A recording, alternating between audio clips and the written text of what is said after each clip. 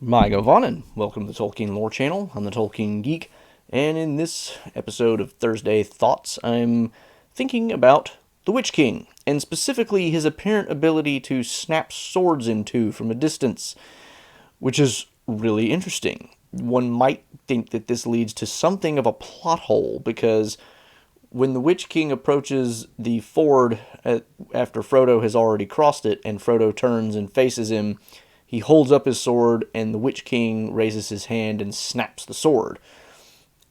But he never does this again, and you would think that might have been a really useful thing to do in the scenario where he's facing off against Eowyn, whom apparently he is at least mildly concerned about, given the fact that when she reveals herself to be not a man, but a woman, he pauses rather significantly. So could he have broken Eowyn's sword?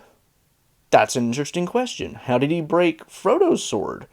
We know that the Witch King was not just the leader of the Nazgul, but something of a sorcerer in his own right, but beyond that we know very little about what exactly that means. What is a human sorcerer? What can they do? What are they capable of? What kind of magical powers are mortals capable of achieving? That's not really clear. And in some places, Tolkien made the observation that mortals don't really have any magic. You can't learn them like spells, and the things that we think of as magic are really just the native powers of beings greater than men, like elves or Maiar or things like that, and expressed in ways that men just really can't achieve and therefore seem magical. And Galadriel kind of mentions to Sam, of course, you use this term magic, but I don't know what you mean because you apply it to both this and this. Meaning, of course, something like the Mirror of Galadriel versus the Deceits of the Enemy. Now, are those things both magic from a mortal perspective? Yes. Is Galadriel drawing maybe a too fine distinction between the two? Probably.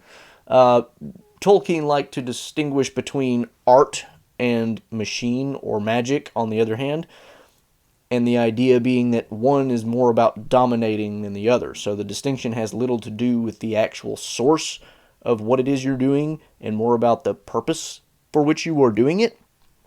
And certainly what the Witch King is doing in breaking Frodo's sword is in the category of dominating or controlling or exercising power over other things. But how does he do it? Could he have broken Eowyn's sword? Could he indeed have broken Gandalf's staff, as he does in Peter Jackson's movie trilogy, which he does not in the book? We could look at this in a number of ways. You could surmise that perhaps he can break Frodo's sword because Frodo is already nearly in the Wraith world and therefore almost under the control of the Wraiths and or Sauron already.